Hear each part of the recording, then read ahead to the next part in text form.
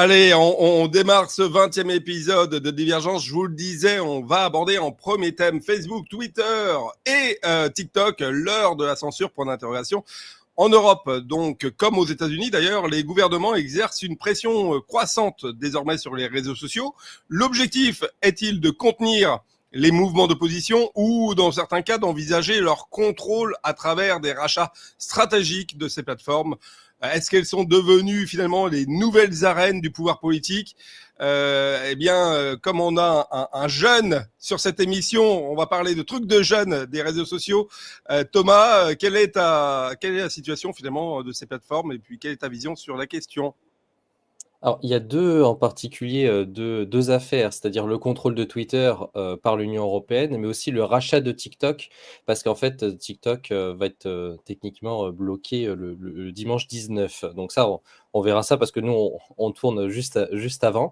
Mais déjà, moi, je voudrais surtout prendre le point sur TikTok parce que c'est plutôt le côté américain. Le problème, on va dire américain et non pas le problème européen. Trump avait essayé de bloquer déjà TikTok, interdire TikTok en juillet 2020 lorsqu'il était encore président, lors de son dernier mandat, parce qu'il soupçonnait forcément TikTok d'être une plateforme utilisée par les services de renseignement chinois pour espionner le monde. D'ailleurs, l'entreprise propriétaire ByteDance, qui est chinoise, est allée devant les tribunaux et ça avait marché, mais pendant à peu près 3 ans, jusqu'en 2023, quand le gouvernement Biden a forcé en fait la vente sous peine d'une interdiction.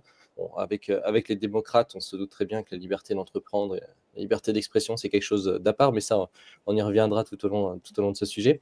D'ailleurs, c'était quand même assez incroyable pour une entreprise chinoise, c'est qu'elle avait déclaré que dans tous les cas, ça n'avait pas réglé ses problèmes de sécurité, elle avait même promis d'investir 1,5 milliard à l'époque de dollars dans un programme destiné à empêcher le gouvernement chinois d'espionner et d'utiliser les contenus des utilisateurs aux États-Unis ou les influencer.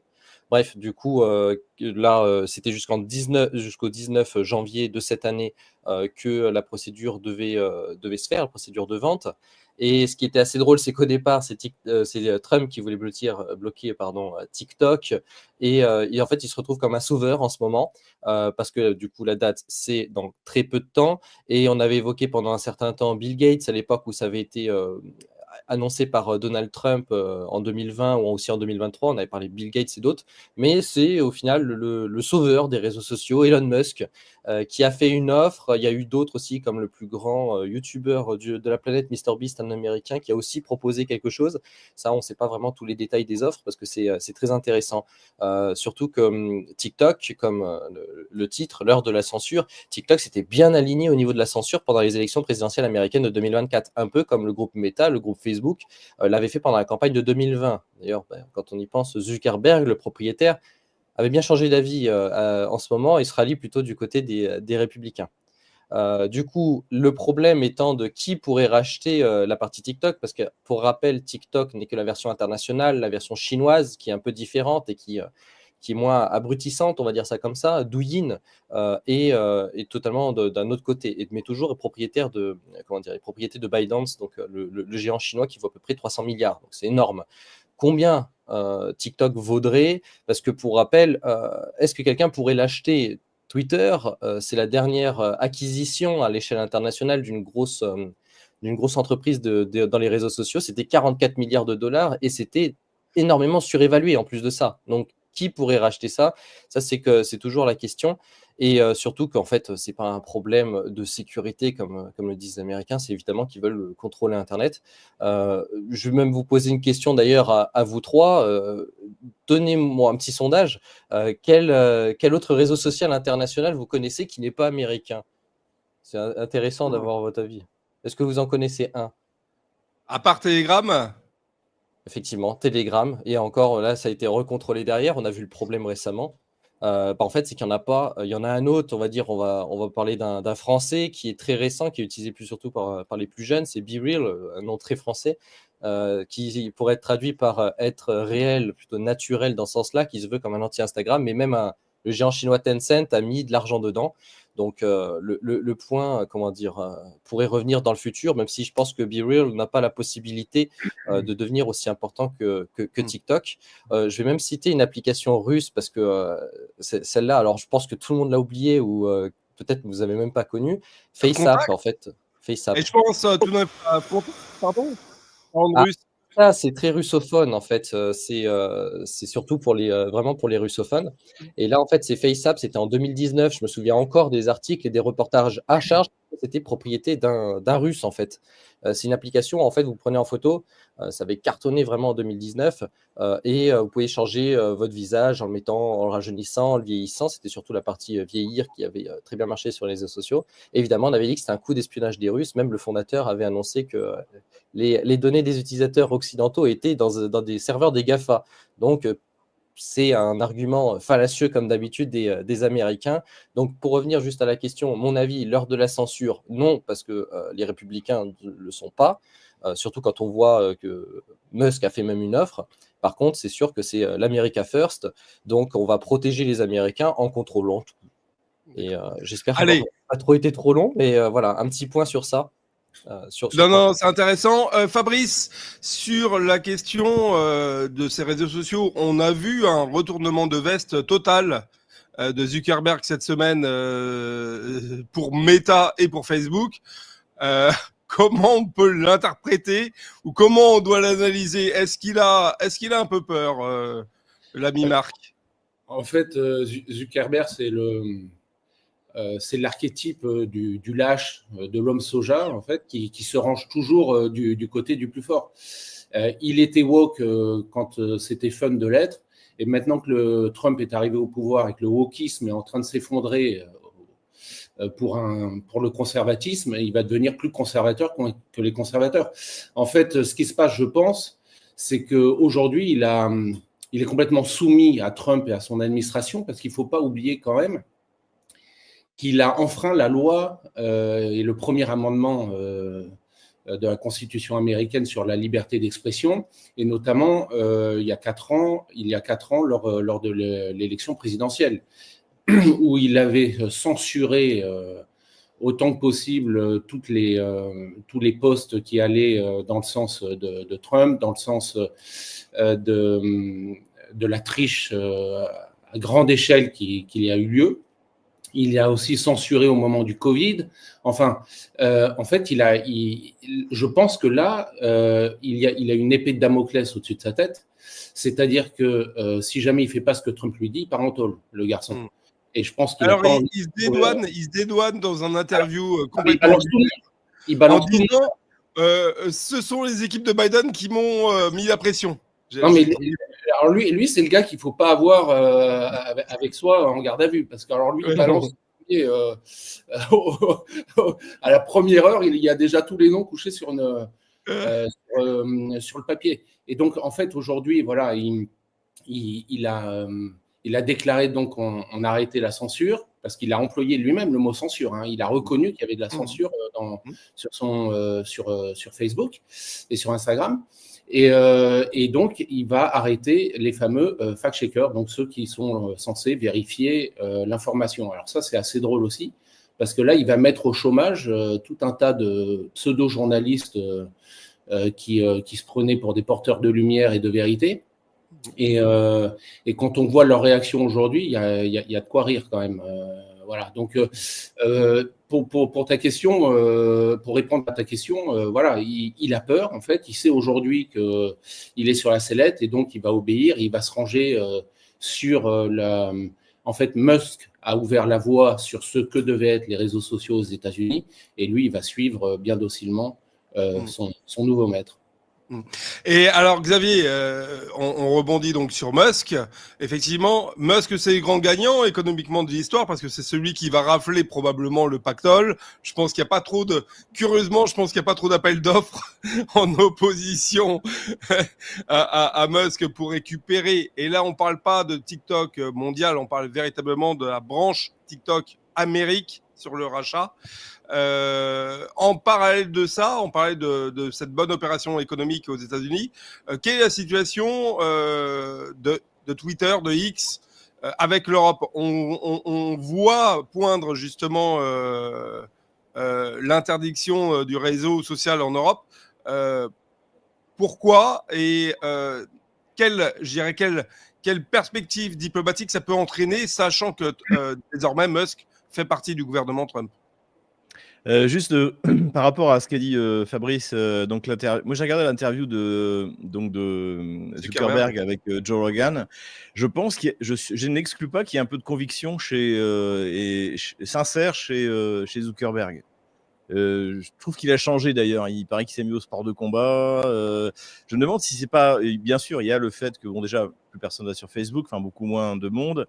Il y a le fait qu'il doit avoir une énorme pression parce que effectivement il a enfreint le premier amendement. Mais je me demande aussi s'il n'y a pas une conversion, c'est-à-dire qu'en se disant j'ai peut-être été dans le camp des salauds toutes ces dernières années de ma vie. Et j'ai peut-être une occasion de changer. Voilà, c'était juste au passage. On a le droit de se repentir, hein, je suis d'accord. C'est voilà, possible. non, mais ça vaut le coup de regarder l'interview avec Joe Rogan, je pense, pour se faire une idée. Ça, c'est une première chose. Ensuite, la question pour qu'est-ce qu'ils veulent de Musk en fait? Ils veulent la même chose qu'ils exigent de Pavel Durov, donc le patron de Telegram. Ils veulent la censure. Ils veulent ce qu'ils obtenaient également de Twitter avant le rachat par Elon Musk. Ils veulent ce que était Facebook avant le revirement comment dirais-je, de Zuckerberg, c'est-à-dire de la censure a priori. C'est-à-dire que vous avez des salles dans lesquelles vous avez ces gens que Fabrice décrivait, donc aux cheveux bleus, et qui censurent tous les gens ouverts. Voilà. C'est-à-dire que l'État français, par exemple, ou l'Union européenne, ou l'État américain démocrate, n'a pas à faire appel à la justice pour que, après une décision de justice, le réseau social ferme le compte ou supprime un tweet. En fait, c'est ça le problème. Et pourquoi ? Parce que sinon, c'est pas assez rapide et surtout, l'État s'expose. Par exemple, moi, personnellement, ma chaîne YouTube a sauté. Donc c'était en octobre 2022. Je sais que derrière, il y a eu une demande du ministère de l'Intérieur, mais YouTube ne me l'a pas dit. YouTube a ses propres agents qui ferment. Et donc, l'État français reste derrière en disant « c'est pas nous, vous avez enfreint les règles de la communauté ». Donc, quelle communauté, quelles règles moi, j'ai jamais été condamné, je me moque un petit peu quelquefois des gens, mais j'ai jamais insulté personne. Donc, c'est quoi ces règles de la communauté? Et ce qu'ils veulent, c'est ça, en fait. Ce que veut la communauté dont il est question, c'est la communauté européenne. C'est plutôt les règles de la Commission européenne. Et ce qu'ils veulent, c'est une censure a priori. Pour la mettre en place, ils vont avoir des problèmes parce que maintenant, comme Fabrice l'a très bien dit, Musk, c'est le bras droit de Trump. Ouais. Donc, s'attaquer à une société américaine de 40 milliards de dollars, c'est très compliqué. Ça veut dire que Trump pourra très bien mettre prendre des règlements, des réglementations, des taxes de représailles pour dissuader de le faire. Ensuite, il n'y a pas unanimité au sein des pays de l'Union européenne. Par exemple, Meloni s'entend très bien avec Musk. Et il y a également d'autres pays au sein de l'Union européenne qui sont trumpistes. La Hongrie, sans doute la Slovaquie. Fico a dû voir arriver Donald Trump à la présidence avec un soupir de soulagement. Donc, ça va être très compliqué de faire adopter ça, je pense, au niveau de l'Union européenne, au niveau de la Commission européenne. C'est pas impossible, mais ça va être compliqué. Je pense que ce à quoi on peut assister, il faut écouter ce qu'a dit notamment Jean-Noël Barrot, le ministre des Affaires étrangères français, c'est que finalement, la France, la gauche française, qui est toujours un modèle en matière de répression, en matière de censure, finissent en panique, étant donné la situation actuelle dans le pays, par prendre ses propres lois de restriction contre X ou contre Facebook ou contre ça, je ne l'exclus pas. Parce qu'encore une fois, ce qu'ils veulent, c'est ces salles remplies de personnes aux cheveux bleus et roses qui censurent des gens comme nous quatre, en fait. Absolument. Ce qui est marrant... je me permets, par rapport au fact-checker, c'est aux États-Unis pour l'instant que ça va être enlevé dans Meta. Mais ils vont le garder dans l'Union européenne parce qu'ils savaient très bien ce qui allait se passer. Mais oui, je te rejoins, Xavier, sur Zuckerberg. Par contre, c'est vrai qu'il y a une partie de conviction quand même. Et ça m'avait fait rire, parce que je me dis à quel point ils étaient woke de base. C'est que j'avais vu un article comme quoi ils enlevaient les serviettes hygiéniques et les tampons des toilettes des hommes dans les bureaux de Meta. Ça a été un des premiers trucs qu'il a fait. Moi, je trouve ça juste hallucinant, déjà qu'ils y aient pensé de base. Alors, ce qui est marrant sur la question de TikTok, pour revenir à TikTok, c'est que c'était prétendument le cheval de Troie des Russes. Là maintenant, on nous dit bon, finalement, c'est pas dans l'intérêt des Russes, mais quand même, enfin, on n'y Tu veux dire des comprend Chinois? rien. Chinois. Voilà, c'est maintenant Mais attends, c'est les il faut voir que TikTok a été le prétexte de l'annulation du premier tour des Ouais. élections Oui. de l'élection de Roumanie. présidentielle en Roumanie. Ouais. Et c'est quand même Alors, je ça. fais une parenthèse là-dessus. Il y a une super vidéo qui a été tournée par Asselineau qui est extrêmement pédagogique et qui explique exactement la situation de ces élections en Roumanie. Donc, pour tous ceux qui sont intéressés par le TikTok Gate de Roumanie, eh ben, n'hésitez pas à aller retrouver cette vidéo sur YouTube d'Asselineau. Voilà, je trouve ça pas mal. TikTok, c'était de la censure, hein. En fait, il faut savoir, c'est que 60% bon, à peu près du capital de ByteDance est détenu par des actionnaires étrangers, dont les fonds de pension habituels, les BlackRock et toute la liste. Mm. Et après, je crois 20% par les employés, 20% par les fondateurs de tête. Et en 2024, pour la présidentielle américaine, je me rappelle avoir vu, c'était bien écrit derrière, il y a eu une censure massive, par exemple, des chaînes de RT derrière, parce qu'ils avaient bien écrit que pendant les élections américaines, ils allaient censurer, mais ils l'ont dit de façon diplomatique. TikTok, c'était vraiment la censure l'année dernière pour les élections. Et c'est pour ça qu'on parle effectivement de cheval de Troie chinois, mais c'était vraiment pas le cas. Et d'ailleurs, on verra ce qui va se passer par rapport aux fondateurs, mais du moment qu'ils tiennent, on va dire, la version chinoise, je pense que ça va pour la suite. Mais c'est vrai que c'est triste d'avoir, pour une fois, une société non américaine qui se fait tailler en deux.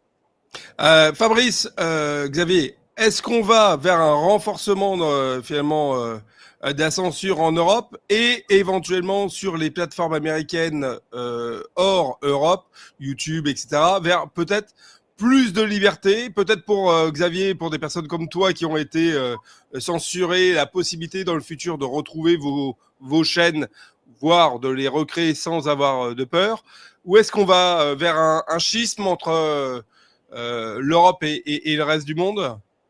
Alors, en Je Europe, pense que ouais, pardon. Vas-y, Fabrice. vas-y, ouais. En Europe, en fait, indéniablement, on va aller vers plus de censure. Ça me paraît évident. Je pense que on a vu la réaction des Allemands et des Français à la décision de Zuckerberg d'en terminer avec la censure. Ils ont été choqués. Normalement, l'Union européenne aurait dû accueillir à bras ouverts cette nouvelle, puisque l'Union européenne se veut la protectrice de toutes les démocraties, de la liberté d'expression, des droits de l'homme, etc., etc. Donc, en fait, on a eu pourtant l'effet inverse, c'est-à-dire que les Allemands et les Français sont ceux qui ont réagi le plus durement sur cette réaction-là. Ils sont inquiets. Ils sont inquiets pourquoi? Parce que depuis des années, ils sont en train de créer une bulle informatique autour du peuple de l'Union européenne et notamment du peuple français, et que cette bulle est en train d'être percée. Et ça, je pense qu'ils sont effectivement en panique totale. Et il n'y a qu'à voir les réactions désespérées des fact-checkers français. Ils n'en reviennent pas. Mais en fait, ce sont des personnes qui vivent tellement dans leur petite bulle et dans leur petite caste de bourgeois parisiens qu'ils ne se rendent pas compte en réalité que le monde change en dehors d'eux. Le monde est en train d'évoluer. Les réseaux sociaux, la géopolitique des réseaux sociaux est en train d'évoluer, mais eux sont restés encore sur le vieux monde. Et là, ils sont en train d'ouvrir les yeux, ils se sont pris le mur de la réalité en pleine face, et ils sont en train d'ouvrir les yeux, et le réveil est dur. C'est brutal. Mais très, très brutal. Mais je pense qu'il va y avoir effectivement une confrontation dans les semaines et les mois à venir entre voilà, les partisans de la liberté d'expression avec un vent nouveau qui souffle depuis les États-Unis et cette caste, comme je l'ai dit, dirigeante, arc-boutée sur ces vieilles traditions où on doit brider l'information au maximum au nom de la liberté. Ok, il faut voir qu'en France, nous, on est en retard, en fait, par rapport aux États-Unis ou par rapport à d'autres pays. C'est-à-dire qu'un candidat ou un parti peut gagner l'élection avec les réseaux sociaux. En France, on est en retard, c'est-à-dire que pour l'instant, il y a encore une domination des médias traditionnels. Mais généralement, ce qui s'est passé aux États-Unis finit par arriver chez nous. Donc, c'est ça qui leur fait peur. C'est-à-dire qu'ils tenaient le pays par les médias de grand chemin. Et tout d'un coup, eh bien, finalement, aux États-Unis, Joe Rogan, par exemple, puisqu'on parlait de lui tout à l'heure, il est plus populaire qu'un présentateur de CNN. C'est ça qui est important de souligner. Vous aimez nos émissions ? Ouais, Vous aimez les différents formats qu'on vous propose ? ouais. Tant mieux, car vous allez adorer notre revue mensuelle. Et pourquoi ? Car on a recruté les meilleurs experts pour vous offrir des analyses sans tabou sur les sujets clés de notre société, économie, politique, criminalité d'État, technosciences, mondialisme. Et on vous livre bien sûr toutes nos solutions financières pour préparer votre avenir. Oh, l'avenir, c'est ce qu'on a inventé de mieux pour gâcher le présent. Cliquez sous la vidéo pour recevoir votre revue dans votre boîte aux lettres et avoir accès aux meilleures informations qu'on ne peut pas dire sur YouTube.